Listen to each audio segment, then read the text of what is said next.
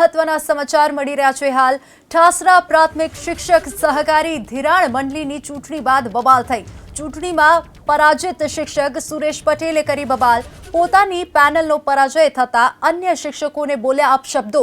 બેડપ પ્રાથમિક શાળાના શિક્ષક સુરેશ પટેલે બોલ્યા અપશબ્દો। અન્ય વિજેતા શિક્ષક અને મંડળીના ચેરમેનને આપી ધમકી। અપશબ્દો બોલી જાનથી મારી નાખવાની ધમકી આપતા વિવાદ સર્જાયો છે। સમગ્ર મામલે મંડળીના ચેરમેનની ઠાસરા પોલીસને જાણ કરાઈ છે। ઠાસરા પોલીસ સ્ટેશનમાં સુરેશ પટેલ વિરુદ્ધ ઠાસરા પોલીસ સ્ટેશનમાં સુરેશ પટેલ વિરુદ્ધ અરજી થઈ અને અરજીના આધારે ઠાસરા પોલીસે શરૂ કરી તપાસ।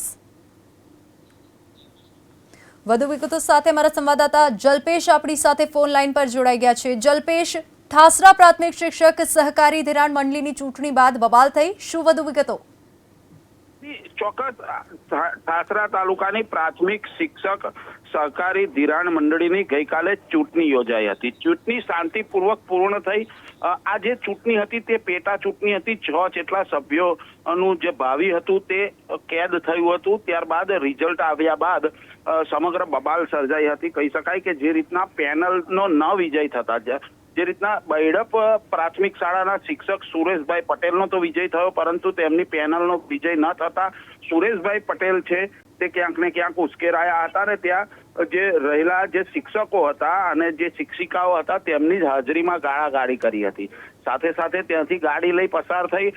જે ગાડીમાંથી તેમને જે જીતેલા ઉમેદવારો હતા અને સાથે સાથે જે મંડળીના પૂર્વ ચેરમેન દિનેશભાઈ હતા તેમને ક્યાંક ને ક્યાંક ગાળો બોલી હતી અને મારી નાખવાની ધમકી આપી હતી। સમગ્ર બાબતને લઈ શિક્ષક જે દિનેશભાઈ છે, જે પૂર્વ ચેરમેન છે, તેમને ઠાસરા પોલીસ મથકે સમગ્ર બાબતને લઈ અરજી નોંધાવી અને તેમાં સાક્ષીમાં આશરે 10 જેટલા શિક્ષકોએ સહી કરી।